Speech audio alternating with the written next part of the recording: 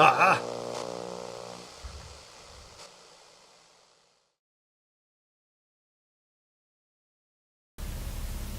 Hey everybody, and welcome back. You ever want to have a bunch of stuff break, all you got to do is make a YouTube channel and call it Fixing the Toys.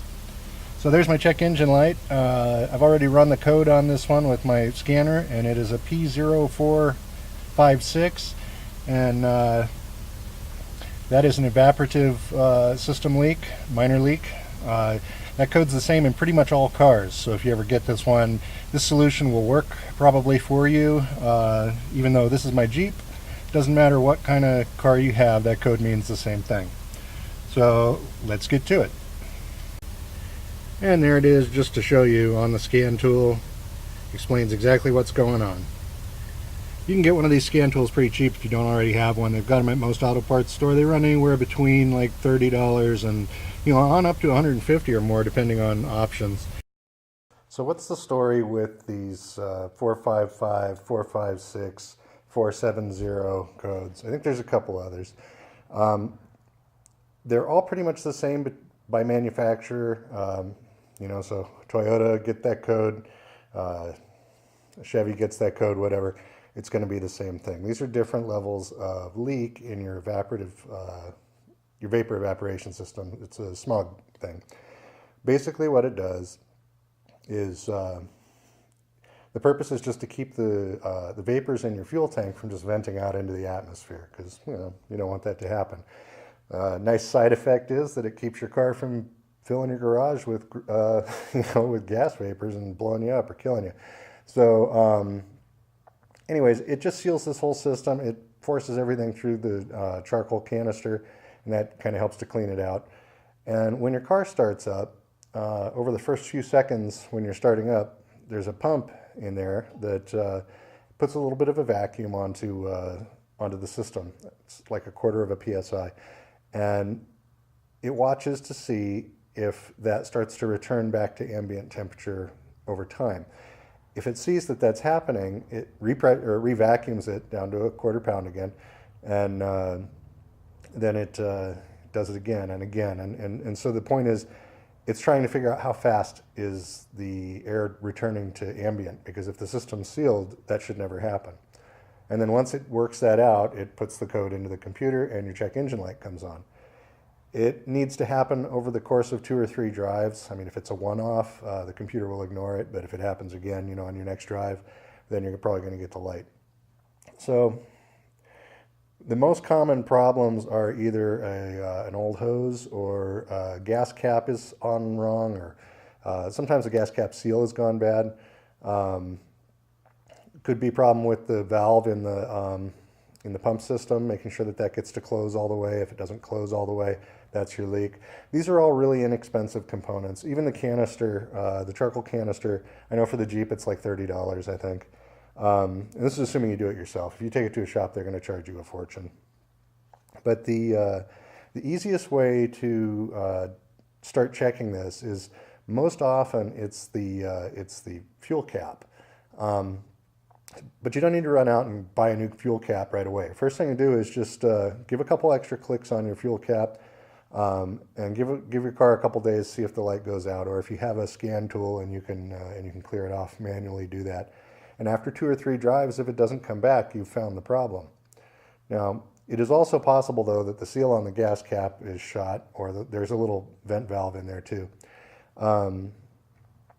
Rather than buy a new one, almost all cars use basically the same type of gas cap, and they're all pretty much will work with each other. So if you've got more than one car, or if you have a friend who's got a car he doesn't need to use every day, take the gas cap from that car, put it onto your car, and put your gas cap on the other guy's car, or your other car. If the error code goes with the gas cap to the other car, you've found your problem. You order a new gas cap and you're good. If it doesn't, if your car continues to show the check engine light, and the car with your old gas cap on it doesn't, well, then the gas cap's not your problem, so switch them back.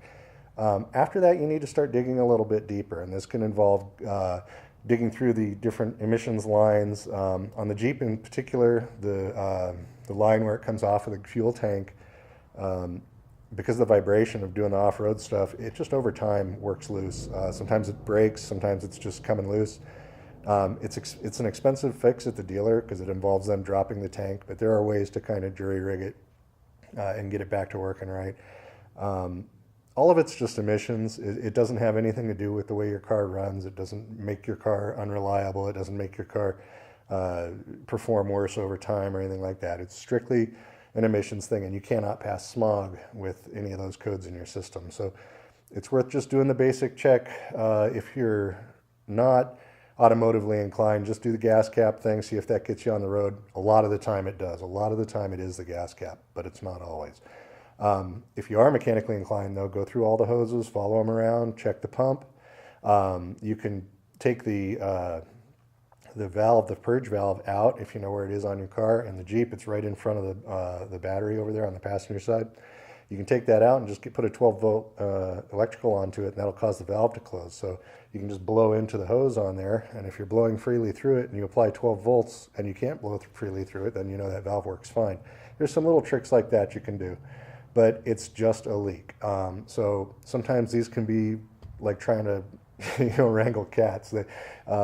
Leaks are tricky. And if you find that you're unable to find the source, I mean, if you find a crumbly line or a pinched line, something that's obviously coming off of its little barb or whatever, obviously that's a likely source of the problem. Fix that.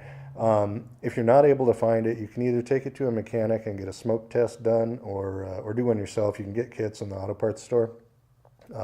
Basically what those do is you force smoke into the system, and you look to see where the smoke's leaking out, because it shouldn't be leaking out anywhere. So you basically go to the pump, to the valve, to the canister, to the gas tank, all the different places where these hoses run, and see if you can find smoke leaking out. And when you do, that's probably where your problem is. So it can be a complicated problem. Most of the time it's not. I switched the gas caps on the cars, and my problem went away, and my problem went to the other car. So gas cap. I ordered a new Jeep Original, or it comes as Mopar branded, gas cap. I don't like to go with aftermarket stuff just because, for the couple bucks you're going to save on something like that, you're trying to find a problem. And so if you get a cruddy gas cap, you may get one that's still the problem, and then it's going to lead you to believe that there's some other thing going wrong somewhere, and maybe there's not. Maybe you just got a cruddy gas cap. So, buy the good stuff when it comes to things like this. You're trying to keep your car running right. So I hope this helps you out a little bit, with just give you some ideas on how this particular code comes to be, how to clear it out. In most cars, if you fix the problem, the code will clear itself after a few days. The engine light will go out. It's not always true. As a matter of fact, I thought it would do it with this Jeep, but I drove for a few days and with the new gas cap, and it wasn't clearing the code. Then I cleared the code and did a little more driving around, and it has stayed clear. So hopefully it won't come back. It's possible. Sometimes these are intermittent, or maybe I've found one problem of many. I mean, this truck's getting close to 10 years old now, and they start to have these kind of problems. But anyways, hope that was a little informative for you. I hope that if you're seeing a problem like this, it'll give you some ideas on how to dig into it. If you have questions about how it works on this particular model of Jeep, if you've got one of the early JK Jeeps, I might be able to help you, or help you look up some diagrams for the system in these. It's really not a complex system. It's just a few hoses. But I figured I want to leave this generic to all cars, since the code is kind of generic to all cars. So I didn't get into the details of how this system works. Next set of videos, I have some cool stuff coming up. I'm going to be doing replacement ball joints on the Jeep here. So if that's something you've been thinking about, but you're afraid of paying your mechanic an extra couple $100, you're going to find out that it's a day in the garage, but it's not particularly hard to do. And for the most part, it can be done with tools that you've probably got in your garage. And there's one that you'll probably need to borrow from an auto parts store. Anyways, that's it for now. Problem solved, and on to the next thing, right? And thanks for watching. Click like if this helped you out, or subscribe if you want to see the rest of the stuff. And we'll talk to you again soon. Bye.